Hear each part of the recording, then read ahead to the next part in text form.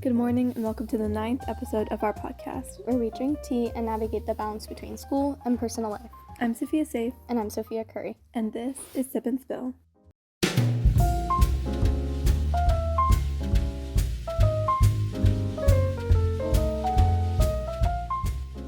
Welcome to Tea Time Talks. To recap, Tea Time Talks is where we bring in an expert to talk about a topic. Today we have a very special guest joining us. She is Sophia's and my current math teacher and someone we have both begun to foster a student-teacher relationship with. Let's start with introductions. Tell us a bit about yourself.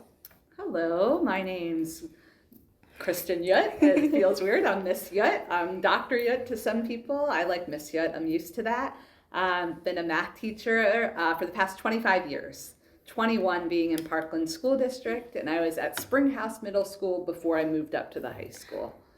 I love teaching math and working with students, especially really positive students like yourselves. And I also in Parkland, I coach the middle school cross country team, of which Sophia was a part of back in the day.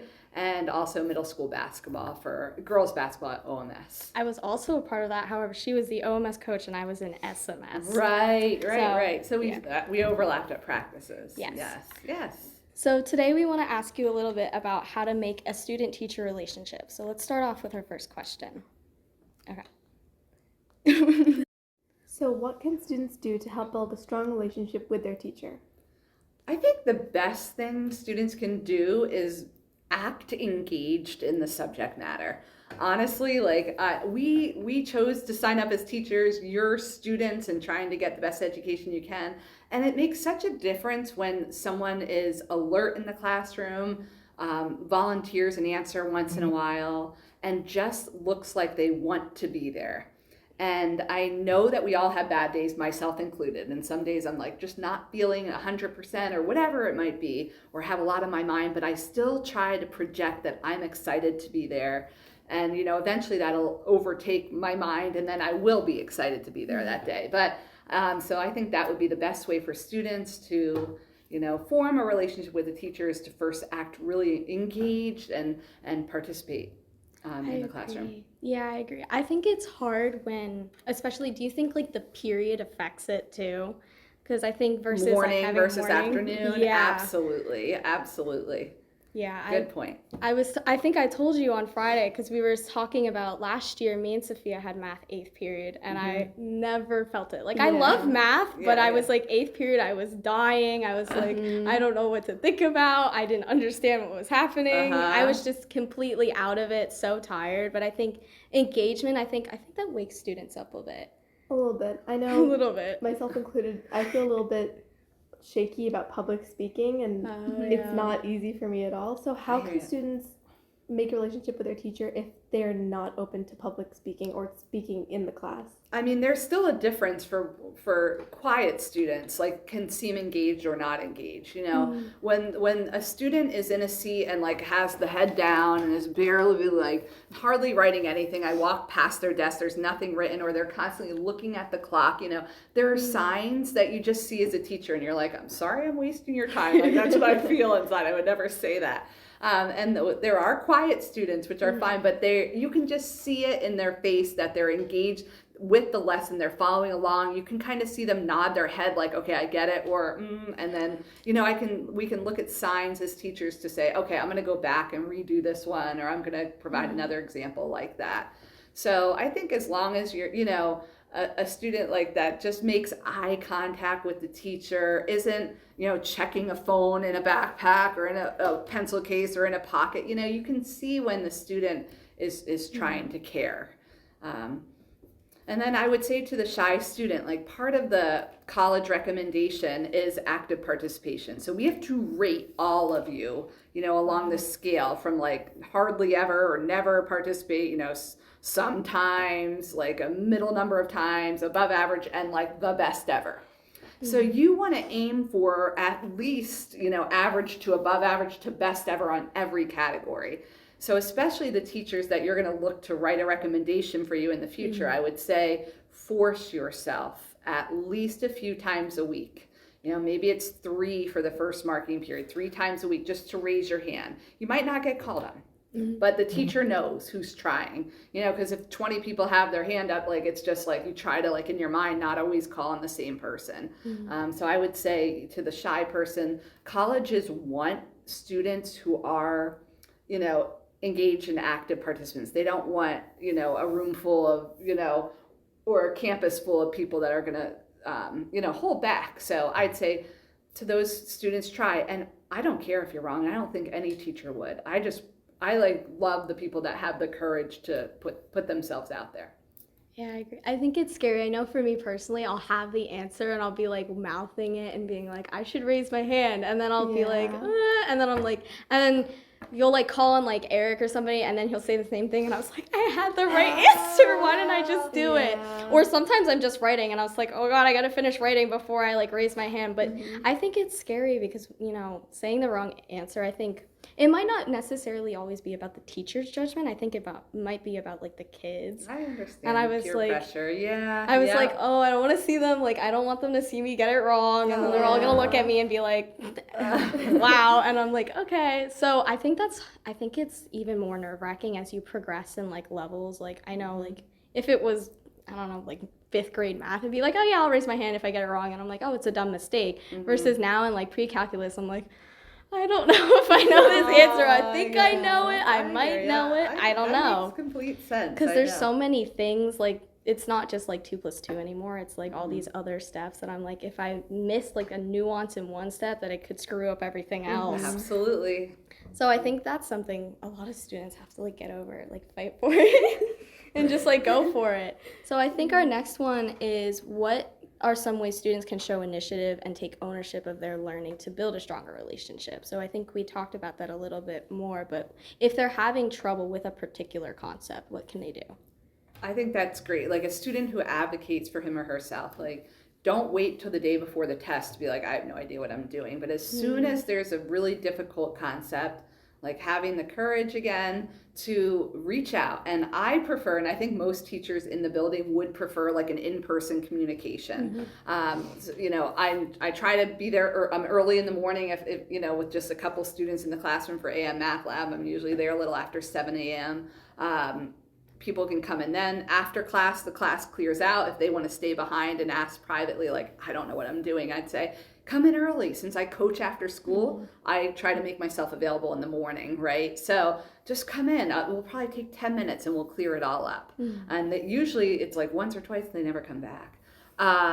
So I would say having the courage to like talk to a teacher would be number one. They're also, if they don't want to come to me for help, we have, the afternoon math lab. We have the during school math labs. There are a lot of opportunities. And if they really don't want to talk to the teacher, like send a message. But like that, sometimes as a teacher, like if I stay after school, do my grading, I go coach, and then I come home, make dinner, and then I go onto my computer and I see like 42 messages, Schoology message from, the Schoology message.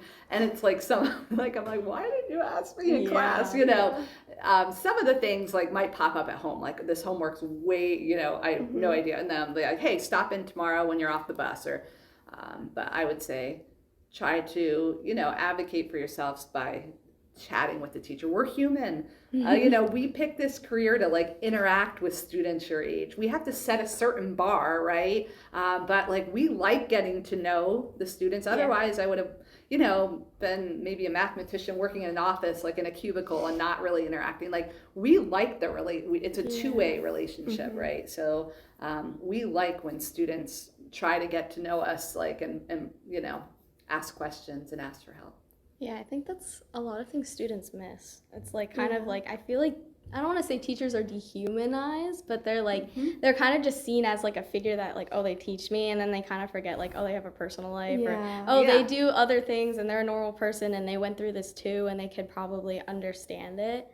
I think we both have like our own personal experiences with that, where we're like, well, this is really hard, and then we're like, all right, they're like a person. And it's so, I think if you get over the intimidation, there's like, oh, okay, they're a person. So do you want to go? Sure. So what role do you think student accountability plays in building a strong teacher-student relationship?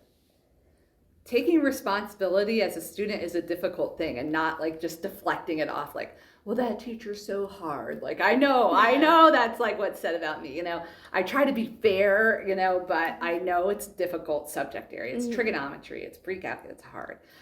So if the student can admit, I had activities all weekend long and we have a test today, and after the test I grade it and it's not their best work, and then they can say, if they talk to the teacher, like, I'm not sure about this one, and I would say something like, hey, what happened? Maybe it's a little lower than normal. And they would say, you know what, I didn't put in, I had a busy weekend. I had to make a decision as to where I used my time, and it wasn't toward this. So being honest is so refreshing to a teacher. Sometimes people don't turn in a homework assignment. That's okay. I would rather that than somebody copying off of somebody else. It shows, and like maybe even writing a note in Schoology, like, I just didn't get this stuff. Like, it's refreshing. So taking responsibility as a student, like, makes the teacher, and we don't have favorites. Like, I know people say, I'm sure people think or whatever, but we can't, like, that would be like a very bad thing if we did. But when a student of mine takes responsibility and is honest about it, like, I only got through 10 and I made poor choices with my time. I was on my phone too much. I'm like, oh, that is awesome that you are to the point in your educational career or in your life that you're taking responsibility, you're taking ownership, and not just saying, it's because, she gave me way too much homework and not enough time. There's a difference in how you handle it. So I love that. Like, I'm like, oh, they took responsibility. Like, it's like a really cool thing. I didn't actually think like teachers know. I put like in my messages, like, I know for one of my orchestra assignments, it was probably the worst recording I've ever done in my entire life, but I had no time, and I was like, it's going to sound terrible, but I put in the note, I'm like, hi, I am so sorry this sounds so bad. I promise I can play this better, but it's been like a super long day and I only had like these 20 minutes to do it. So like, here's my submission. I hope it's like okay. That's awesome. Like, you say like, yep, okay, here's the reasons, and it's not my best work, but I'll do better. Like, that's good to hear, because otherwise, if you didn't put that note and Mr. Mishler heard that and was like, what? It softens it, and it like brings clarity to the situation. Oh, I'm glad that actually does something. I didn't know. I like to put that in there just for like my own personal piece, to say like, at least I explained myself, to say like, okay, this is why it's kind of bad, and then I'll do better next time. So that's refreshing. That's actually, that makes me feel better. It's comforting to hear that teachers do care about the honest opinion and not just an excuse that gets it out of the way. Absolutely. And even if the opinion's like, I mean, it could be something like my dog died or something, like something awful, or anything. I mean, in that case, that would be usually like an excuse, an excusal, but like something major that happens in their life. But if it's like a time management, we just appreciate, it's just refreshing, because most people deflect. And it's like the teacher's fault, or it's that, or it's this, I was out too late, I don't know, it's that person's fault. And when a student takes responsibility, it's really, really refreshing as a teacher. I think it's a good mark of maturity too, to see like where the students are as they like grow up into an adult. I was like, you can see how they like, how they take responsibility, the maturity. Yeah. Agreed. Yeah. Okay, do you want to do the next one? Sure. So how can a student ask for help without feeling like embarrassed or vulnerable? Yeah, that's a little bit, we touched on that, was before school, when there's only like 1 or 2, 3, 4, at the most 5 students in the classroom, or they can just, come in early before school again and say, hey, can I talk to you out in the hall, like private, so they're not, nobody's listening in. If not, stay after class when the classroom clears out, and I would talk to them privately. And if that's still too much for them, then we go to the online, the e-communicate email or Schoology message, and that's fine. I mean, I would say teachers would rather have that communication than nothing, than somebody not even reaching out. But I would say in person's like the best if we could. But if that's too much, just send us a message. Let us know what's going on that way. Yeah. I had another question that I don't think is listed on here, and I know personally in class we've talked about this. When a student takes a course and it might be a little out of reach for them, But you see that they're kind of like, so take for example someone who's like really motivated, they want to take all APs and they're like, yeah, I want to be like that star student, but you're like, I think this might be too out of like your reach, it might be a little too challenging. How do you have a conversation with them to say, hey, like it doesn't mean you're a terrible person, but like this might not be best for you? Yeah, that's a good point. And that I do see that, and when I make my recommendations, we make them so early in November, I believe it is that right? November, December time. So we hardly know the student. You know, we just really like August, yeah, but tiny bit of August, September, October, like 3 months in, and we're making recommendations. So when we make these recommendations, we're trying to make them so we know they're going to be successful. So like we very conservative in our recommendations. Like, you know, there might be a borderline student. I'm like, oh, has a B plus. They probably can do AP calculus, but I'm going to put CP because at this point, I don't know if they're going to go up to an A minus or down to a C. You know, like I don't know this early. And so there are students in a situation that have now like really, once they saw that recommendation, we're like, what? And, you know, I got some messages and some parent, you know, why? And I say, here's the deal. Like A's, we recommend for AP calculus. B plus and below, we say CP because we don't know which way it's going to go. Those students have all of a sudden become like 97% students, you know, because they could have done it, and that's good to see. And now I can revise that recommendation at the end of the year for those students.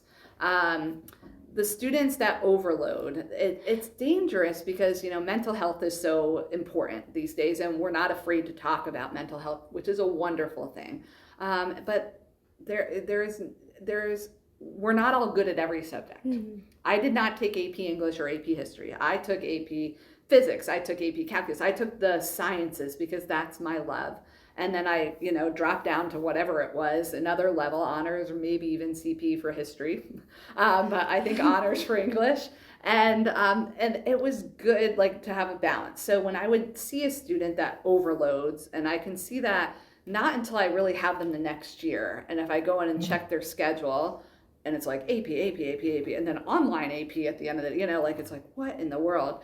You know, you understand probably why they're not putting maximum time in because they don't have any. And so at that point I could say something to them nicely like, hey, what do you love most? What are you, like a STEM person? Are you a humanities person? Do you enjoy psychology? Like, what do you love the most? And then, oh, I love this. And then I say, well, then what are you doing in AP Calculus? You know, like, let's like make good use and see what we can do to help you out. And I feel like along with that, I've talked to a lot of people, including myself, who want to try to take AP Calculus and who, if they don't think they're like able to keep up with it, drop down. I know I'm probably going to go that path, maybe drop down. I don't know, but I would like to try it before doing that. Yeah. Oh, I had another thought in mind. It's okay. Maybe the drop. Yeah. Or, and then also peer pressure that comes with not taking it. And how if all your friends are and you're not, what are they going to think of me? How are they going to see me? Do I look dumb? Yeah. I know. I feel bad for that peer pressure part. Yeah. That's the bummer of the whole thing.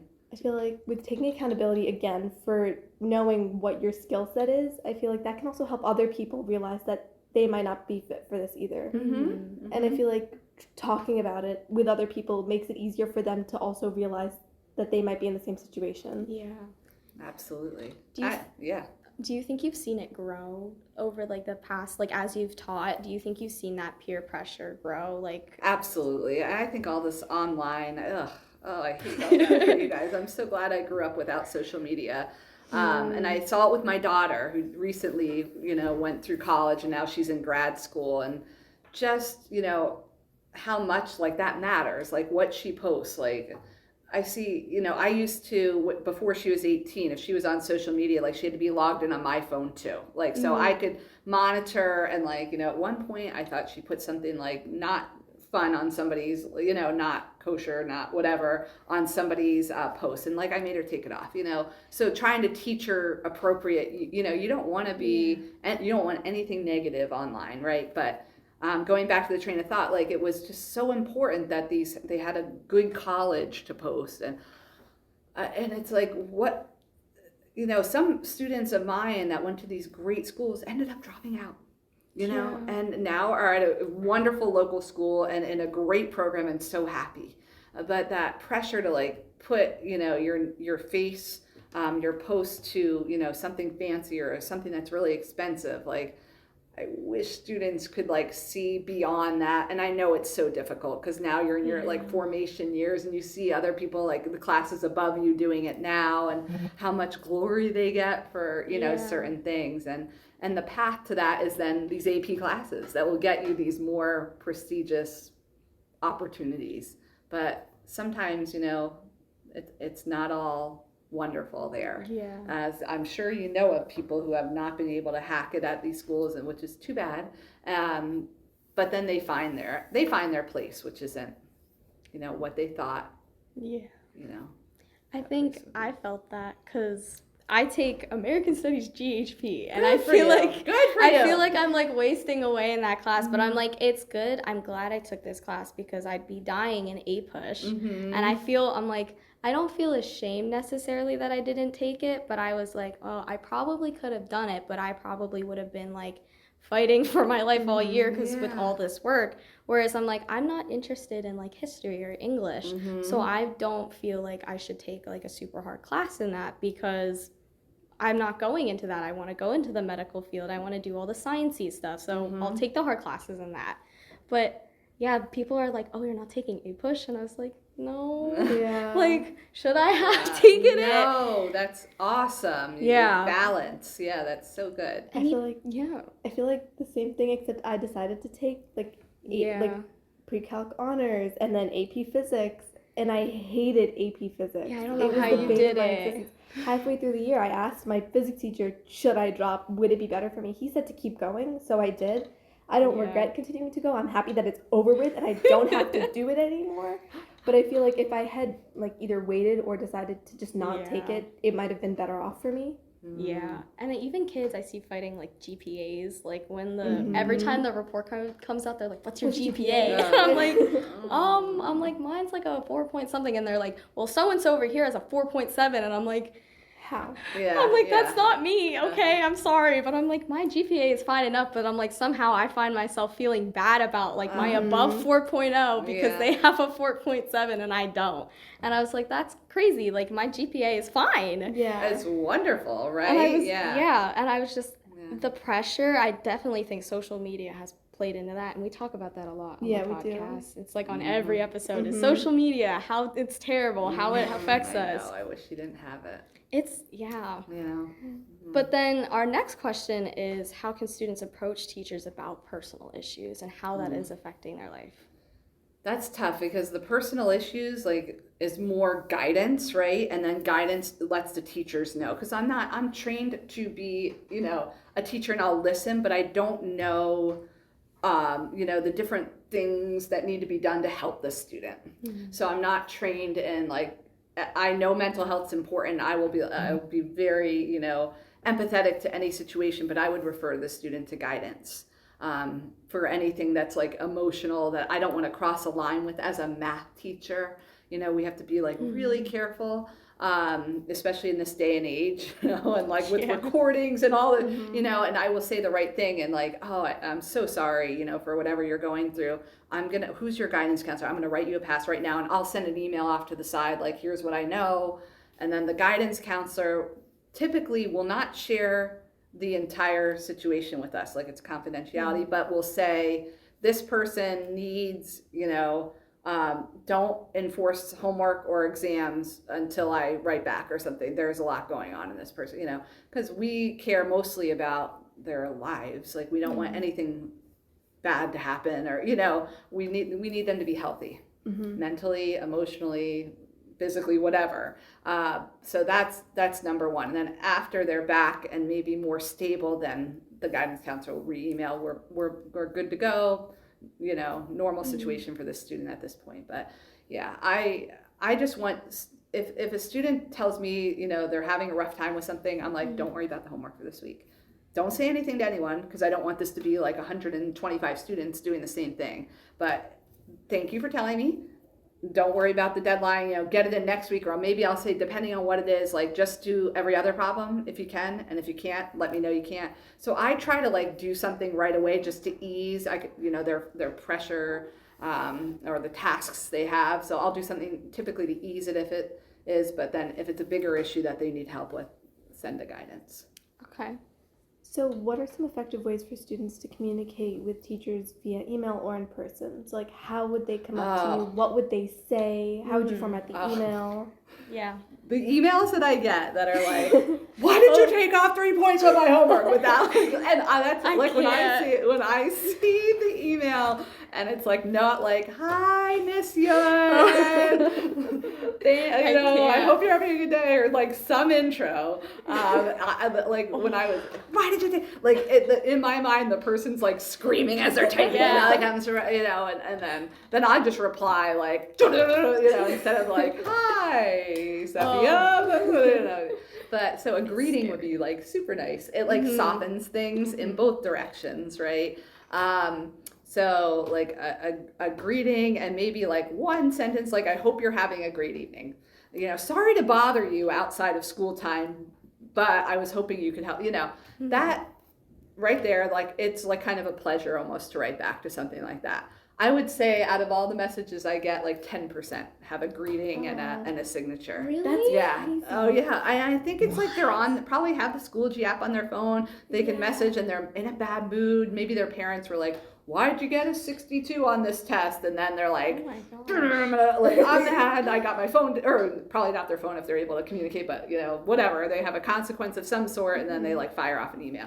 So I think just being like personal with the teachers and like, especially when it's after hours and like, they're at home with their families, like just being a nice person would be like really good way to establish it. Like 10%? Even, I mean, I hope I'm not misrepresenting that, but in my mind, that's what it feels like. Yeah. Oh, I've seen so many inappropriate emails that I'm like, how could you send that to a teacher? Like, and they just like, they use like all like the shorthand, like your, but like you are. And I'm like, oh, absolutely.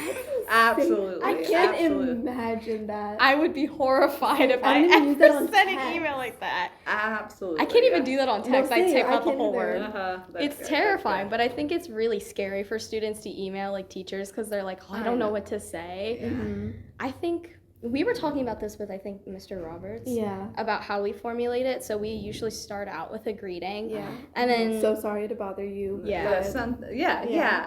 Which.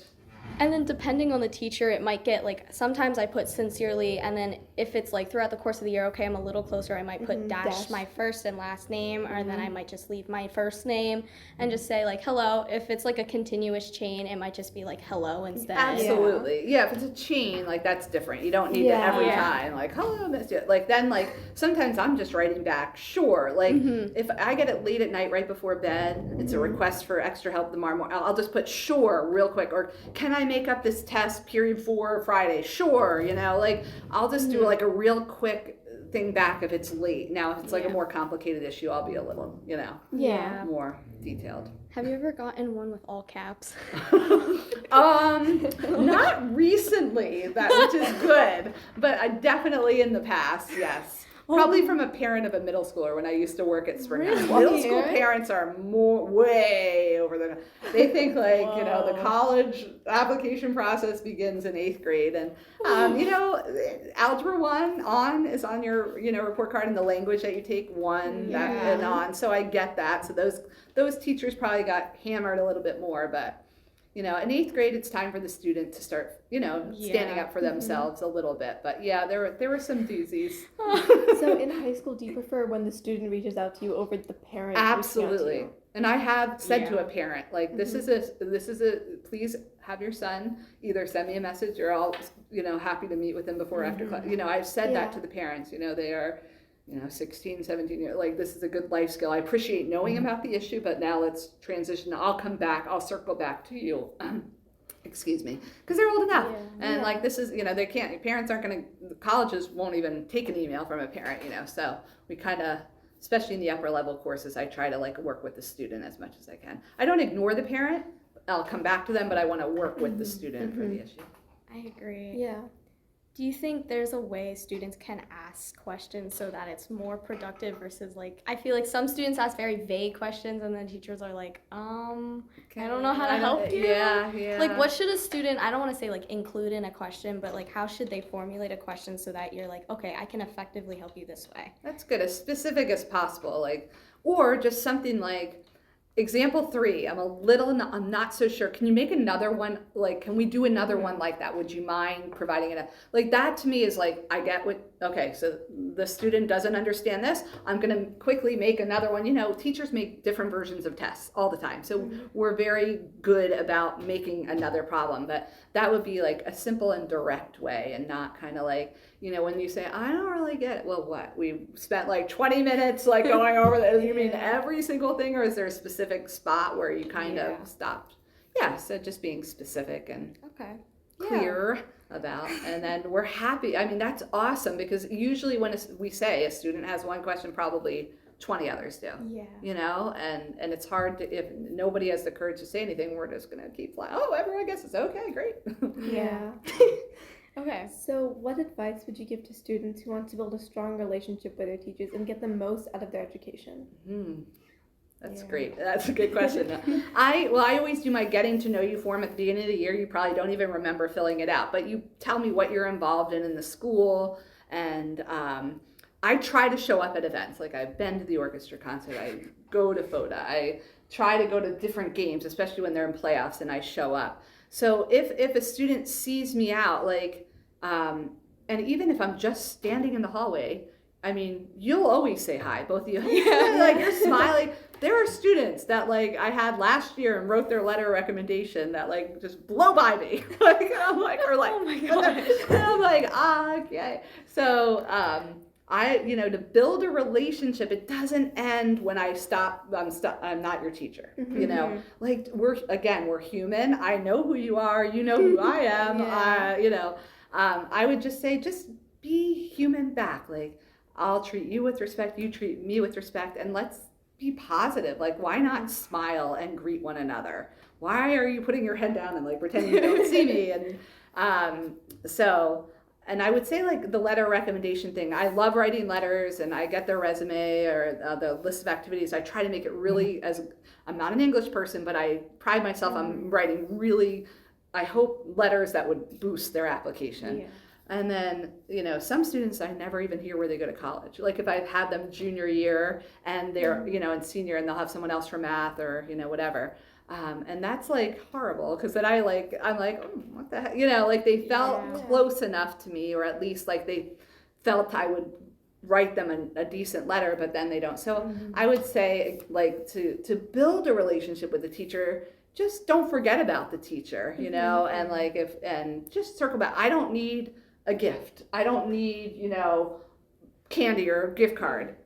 A thank you note, if they don't want to talk to me in person, is so good. I save them all. I don't know. There's some in the back of my classroom. Others are in my yearbooks. I have a yearbook from every year. Oh, wow. And I love, like, that is such a rewarding thing about being a teacher. I'm never going to, have a yacht being a teacher. I don't care. I don't want a yacht. But, like, the relationships and, like, especially when a student, like, writes something meaningful, like, I'm like, I'm so glad I went into this career, or if I'm having a bad day, I have a thing called a smile file. Like, if I get a really rough email, cute. And it's just like an email from like 2008 where I read, I'm like, I remember this student, and like, it just makes me, okay, at least I did a good job for that person. Yeah. So I would just say, don't forget about the teacher, especially if we don't get paid to write letter recommendations. That's on our own time, that kind of thing. Especially if they're going above and beyond, make sure you do something for that teacher. I can't be the only one, in the building that like we don't hear back. So that would be good. And just being human, and circling back to the teacher, saying hi, maybe saying like how your next math class is going, that sort of thing. So I always hear about kids who still keep in contact with their teachers after graduation. And I was like, how do you do that? I was like, I mean, because there are teachers that I would want to keep in contact with. Like, I think you had Kosis. We both had Kosis. We loved her. Yeah. And I was like, when I go back to the middle school, I was like, oh, I want to visit her. But then they won't let us. And then they I'm won't like, let you in. Yeah. And it's sad, but I was like, how do I continue a relationship with these teachers who have like really helped me and I like appreciate? Yeah, I'm still in contact with Frau Wanyo. You are? Yeah. I love her. She helps me with EWLE. Oh, that's so... every year. It's so amazing. But like after school, like after I graduate, I'm like, how do I keep in contact with these people? Because I'm like, I hear it all the time, but I'm like, I don't know how they're doing it. I mean, the best thing you could do ever is when you get to college or even in high school. And if you're for Mrs. Kosis, you're in a math class and you're like, you're doing well, or maybe you're not doing well. It could be either situation. You reach out and just be like, you find her email online, it's probably kosisk@parklandsd.net, and it's from wherever you're going to end up at, your college email, and just be like, I don't know if you remember me, but I was in your 7th grade math class, or in 8th grade. She took my spot when I came up here, right? So my 8th grade math class, just reintroduce yourself. She'll remember you, I'm guaranteed. But I just wanted to say thank you so much for being an amazing teacher, because, now I'm in this class at blank university. I have no idea what I'm doing, and I never felt that. Or you could say, I'm doing really well in math, and I'm like majoring in this, and I just think you were one of the greatest teachers I've ever had. And I just wanted you to know that. That, just sending an email. And then, some students email, and I say, please don't let this be the last time I hear from you, or I'll write back. And then at the end of the year, the beginning of the year, some students, they just update me. And then, by the end of their college, you're like, guess what? I got a job here. I'm like, wow. And then some students, I'll still, I'm pretty close with, we will, go out to dinner. They're in their 20s now. And some of them have come back and spoken to different classes, my advanced topics, depending on, their careers and stuff. So at that point, I would say that if the teacher reaches out to the student, it would be considered probably weird. It would have to, the relationship at that point would have to start from the student. And then the teacher will be like, probably share it with, guess who I heard from today? No way, how is that person doing? So I think you can easily make, a teacher's day. Yeah. I think we should write to Kosis and tell her we never forgot that quadratic formula song. Nope. That's good. Never forgot it. She told us, she goes, this will be ingrained in your memory forever. And I was like, yeah, it's ingrained in there. We sing it as we're doing our problems for math. We're like, okay, x equals negative b. Tell her next time you do use that song, be like, I have to tell you I use it. Yeah. She'll print it. She'll put it in her smile file. She made us come into her class. I remember she pulled me from my geometry class. And she came into my class. Oh, I did. I came into her class. Wow. And she made me and my class, the kids from her class that she had when I was in 7th grade, she was like, okay, you're going to sing them the quadratic formula song because I know you remember it. And I was like, well, you're right, I do. You sang the loudest. I remember. Don't worry. I never forgot. Okay. Well, yeah, but I think it's great because I'm like, there are teachers that I still would love to have a relationship with. And even when I see them in public, I try not to ignore them. Good. But I know some kids are like, oh my God, it's my teacher. I know. Because it's so no, they're my school life and this is my personal life. Oh, say hi. It's so, sometimes I know. It's scary. And it's weird seeing it out of context. Seeing you guys not in a classroom, is weird to us too. So when I see Mr. Mishler not in the A wing, that is just weird. I was like, you belong in the music wing. There are some teachers. There's one teacher we have in common that we try to avoid contact with. We did? No, we didn't have a very great relationship with this teacher. No, I think we were just terrified. Yeah. We hated the class. Trauma.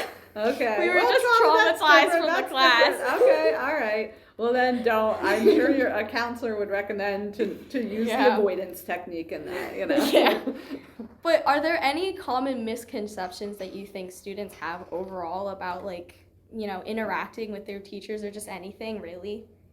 Common misconceptions. I think, sometimes students think, we're out to get them, and that's, we said at the beginning, we wouldn't have become teachers if we didn't want to work with kids, and especially at the beginning of the year, we're told, not by our boss, but really in our education programs, that, you have to maintain a disciplined classroom. So at the beginning of the year, I think people are like, oh, this is going to be, but then like you'll see like the guard come down, because you have to, like we said, set a bar somewhere so that, there is like a normal bell curve of grades or whatever. Not everyone's getting an F or not everyone's getting an A, but you have to set a bar so, and the expectation so that it's fair to all students. But I think after that first couple of weeks, you would see teachers like starting to relax once we get to know your personalities, once we see how the year is going, and hopefully they don't think, anyone in this building or any teacher anywhere, that would be horrible if they were really there to like harm students or like not help them grow and learn and not set them up for success.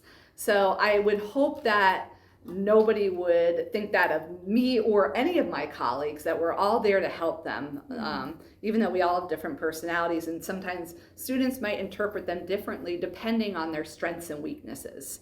If a student wasn't recommended for honors pre-calculus and they came in, they're doing, not so great, and they're not really putting in that extra effort to like push them forward, they might think, she is the devil, But meanwhile, I'm writing notes, like I'll say something back like, hey, I see you were in CP college algebra. This is a huge jump. Come on in, I'll work with you. And they're like, it's her fault, like, it's like, well, you weren't right in the right track and now you're making this huge leap. So I would say, just humanize, get to know the teacher outside of your bigger class, as best you can. I always find I like the teacher more when I do that too. And I was like, I appreciate this because I get to know them more on a level, and I show them that like I'm really into this topic. Like I did that with my chemistry teacher. And so she sat there with me for like 20 minutes and we just talked about like organic chemistry because I want to go into the medical field. And I was like, I appreciate this because I'm like, I appreciate you more as a teacher now. And I feel like I get more from the lessons too. And because I see all these other things that I'm like, students sitting there like, I don't want to do this. This is annoying. This is chemistry. Ugh. And I'm just like, I like this stuff. Like, that's good. I appreciate that. I like getting to know my teachers. I feel like on the other hand, I've had a teacher tell like our class that he didn't care about what the students thought of him, and that it didn't matter whether people thought he was a bad teacher, and that he just didn't care. Oh. And how do you get past that barricade that you feel a teacher puts up? Yeah, it's interesting. I don't know how, like, if a teacher would, saying that's one thing, I wonder if that's really his belief, because we're not trying to be friends with students. They're like, we have to have but we want to be like, we don't have to be liked in the sense like, oh, it's such a cool class or whatever, but like liked in the terms of being respected for hopefully I can do well in that class. I understand how it's set up. Like, we're set up for success. I can tell the teacher works hard and wants us to do well. But in that situation, wow. I would almost that's such that's really a downer. Like, I wonder what my advice would even be. I guess you would start with, again, I'm going to push it back to guidance and be like, this is my experience. What suggestions do you have? Which, guess what they're going to say? Go talk to the teacher. And then you would have to have that would be ultimate courage, going there and be like, I just wanted to make sure, because what you were saying the other day about, you don't really care if you I want to make do what I can to know that I care about your subject matter. But that's an interesting spot. I don't know. I can't imagine. It's like, I was so surprised when I first heard. I was like, I've never had a teacher tell me that he didn't want to teach. What? He So didn't fit yeah. in class. He didn't want people. He wouldn't respond to emails fast. During school or after school, it would be a couple days before I would get a response. And so I started looking other places for help with this class. And it was just I had to work so hard to try and move forward in this class, and I kept feeling like I hit a wall. That's a shame. And I guess that's life, though, because one day we're all going to get a boss where we feel we're not going to, it's almost like a rite of passage, Not all of our teachers are going to be perfect in our eyes. So maybe we can look at that as okay, hopefully you were successful in the class, maybe not if it was in the past, or maybe, whatever. But like you learn strategies so that when you're in the real world and you have a family maybe that's depending on you to have this job, and you have a boss like that teacher that's like, I don't really care what you think about me. Like, do all my work, and this guy's like out on the golf course, or this girl's out on the golf, and you learn strategies, like, maybe it's before it really matters, where like you could get fired if depending on how you react to a certain person like that. I would say maybe with this teacher, like treat it as like, oh my goodness, what if this was my boss? And I can't lose my job. I have a mortgage. I have kids out, whatever it might be in your future. So like learning how to deal with difficult people.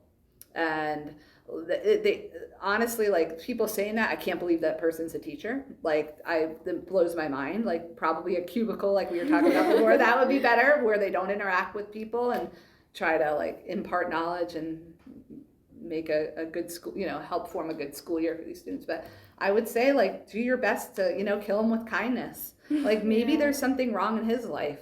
Like he's like empty somehow. I don't know. Something's going on to want to say that. And maybe even like, if you can find one thing good about that teacher, like one thing, like he taught that lesson, even though he says he taught that one lesson really well, maybe send him a note, be like, this was my favorite class, like something to maybe pump him up. And then that might like switch him to, at least to you, maybe not the whole class or the whole world, but to me there's something like off with that. Okay. Yeah. I think to add one more thing, I think one of the things another thing students deal with is some teachers like just don't teach a subject very well, or like they're more, I think like, I don't know how to say this. Like they tend to go off into like more tangents, and then they might add too much information. I think one of the things me and Sophia really appreciate about having you as our teacher, we're like, oh, we get the concept. Yeah. She teaches it well. You post the videos. Yeah. We love that. Yeah. Oh my gosh. We didn't have that last year. The study guides. The night before the test, like for the past, I don't know how many, since what, the second marking period maybe? No, like the second test. The test. We get together online and we like go through your practice test like multiple times. Yeah, we do it 3 times. That's awesome. And it has worked wonders for us. Yeah, that's good. You're using your tools effectively. Yeah. But we appreciate it because the way you teach it is like you teach well. And we're like, okay, we get the concept, and you are effective with how you communicate it, and you're like, this is what you should know, you need to know this, make sure you have this, and then you might add like a little quip like, oh, if you're interested about more, this is a little bit thing, you don't need to write this down.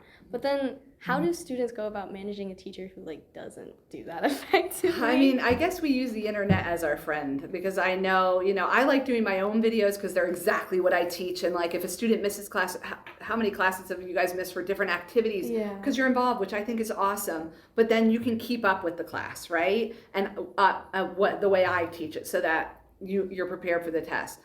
If a teacher doesn't do that, you can of course Google. There's probably millions of math videos out there, and then on that specific topic probably at least 10, right? So finding someone that you connect with online that has done a good job with videos, and like using that, because I find we didn't have a choice back when we had to read the textbook. If I missed class, reading the textbook and like trying to find out what's important. But I would learn better, I think, if I had the opportunity for a video. So I would say, finding supplements online, using the internet to your full advantage. Okay. And using the resource. I'm glad you use them. Not everyone uses my practice test or my study guides. And that's okay. I mean, then it's easy when the parent contacts me, and then I'm like, well, I'm going to talk to your daughter or your son about this. But just so you know, I give them a practice test that models. And I do that because not everyone does them. Like a lot of people just don't do them, put them away. I and have that's a million of that's them on my phone. their choice. That's their choice. Yeah, and that's all stocked up. Hey, then they'll see the consequence on the test, and that's up to them. Like I say at the beginning of school, you can choose your grade in this class with the effort you put in, because nothing will be a surprise. And I stand by that. Like I try to be very open and give as much as I can, but then ultimately it has to be the student who decides to receive that. Yeah. Okay, so basically students shouldn't be afraid to approach their teacher respectfully, of course. Yeah. You know, Woo! but That's you know, even better, you guys appreciate, you know, the honesty and all of that, and coming forward and advocating for themselves. So. Okay, so that wraps up our second Tea Time Talk. Thank you so much for joining us today, Dr. Yudt. It was a pleasure to talk to you. Pleasure to talk to you now. It was so cool to be on a podcast. Yes. Woo! Thank you. I'm glad you guys did this. It was Yeah. so fun. Thank you so much for listening to part 1 of this episode. Don't forget to listen to part 2 where we interview our guidance counselors. We hope you enjoyed this episode on Sip and Spill.